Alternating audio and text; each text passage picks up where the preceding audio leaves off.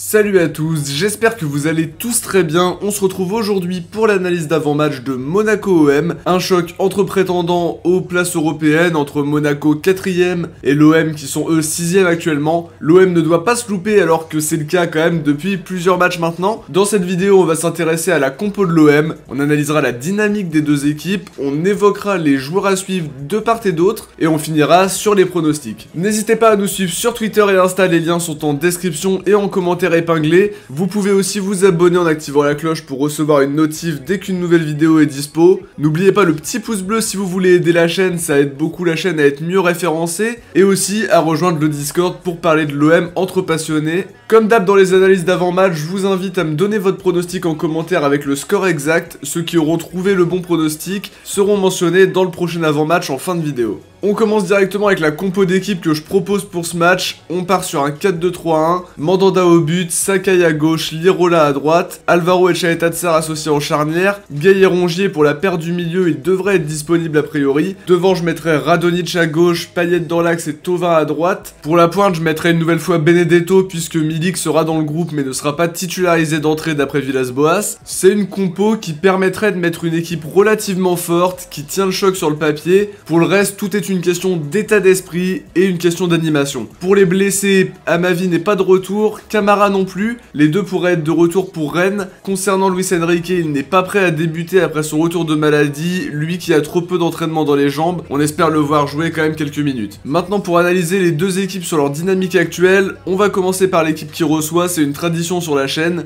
Monaco cette saison, 11 victoires, 3 nuls, 6 défaites, c'est une équipe qui a beaucoup marqué, deuxième meilleure attaque que ex-aequo avec Lyon derrière le PSG, 29 buts encaissés par contre, preuve de l'inconstance monégasque en ce début de saison. Les hommes de Niko Kovac sont en pleine confiance en ce moment.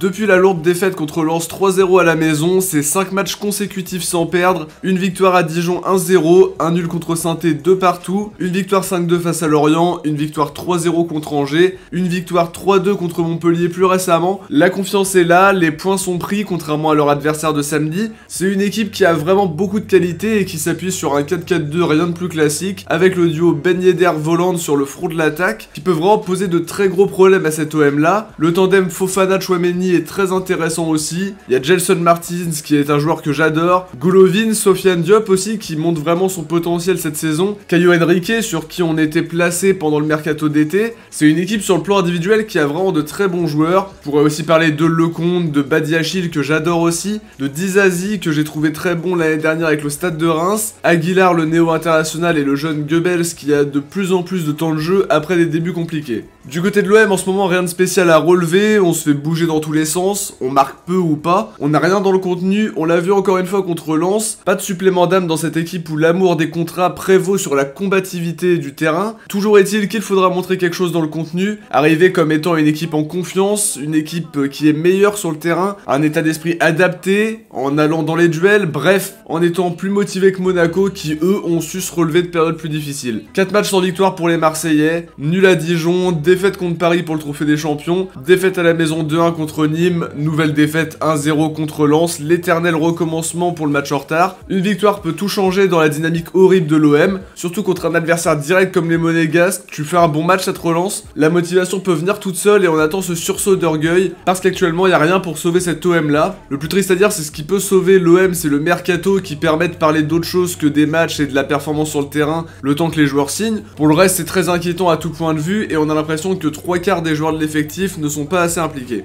Maintenant sur les joueurs à suivre en commençant par Monaco, je dirais Kevin Volland, buteur à 10 reprises en 18 matchs, 6 passes D pour lui, un très bon recrutement réalisé par Monaco et qui porte ses fruits. J'en parlais un peu plus tôt, le point fort de cette équipe c'est ce duo Ben Yedder-Volland qui fonctionne très bien. L'arrivée de l'allemand qui a vraiment fait du bien à Ben Yedder aussi, qui venait de perdre Slimani avec qui il avait réussi à trouver des automatismes. Pour l'OM je serais presque tenté de dire personne ou pas grand monde, mais en réalité je vais dire qu'il faudra être attentif à la prestation de Flo Thauvin, un enchaînement de prestations vraiment pas terrible pour l'ailier marseillais, qui a au moins de la chance d'avoir apporté quelque chose en termes de statistiques depuis ce début de saison. C'est pour moi le meilleur joueur offensif, évidemment il sort pas toujours du lot non plus, faut pas se baser sur sa carte fut pour voir aussi que ce mec là par moment est en dessous, et j'attends de voir comment il va réagir sur le terrain. Si on voit toujours de la nonchalance par contre et qu'on voit que sa motivation n'est plus là parce qu'il part dans 6 mois, faudra penser à faire jouer Radonjic à sa place puisque le talent c'est bien, mais la volonté et l'abnégation c'est beaucoup plus important. Pour les pronostics, je dirais un match nul 2-2 entre les deux équipes. Monaco c'est une très bonne équipe qui est capable de craquer à tout moment aussi. C'est une équipe qui marque beaucoup et je les vois bien marquer dans ce match mais aussi encaisser. Du côté de l'OM, pour en marquer 2, faudra déjà faire beaucoup mieux dans l'animation offensive, mais un OM qui marquerait assez tôt dans le match peut dérouler par la suite, c'est quand ça s'éternise qu'on a beaucoup plus de mal. Pour les buteurs, je dirais Voland et Gelson Martins pour Monaco, Payet et Benedetto pour l'OM en espérant que ça se passe bien. Avant de terminer cette vidéo les amis, on va mettre à l'honneur les bons pronostiqueurs du dernier avant-match parmi les abonnés. C'était OM Lens, bravo à Axel Kirikou, à Siake, à Tidakini, bien joué à tous les trois pour avoir trouvé le 1-0.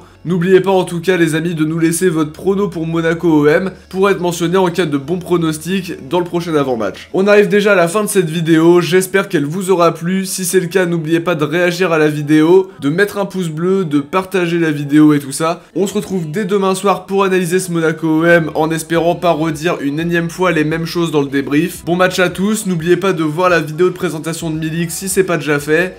Ciao, portez-vous bien et surtout allez l'OM.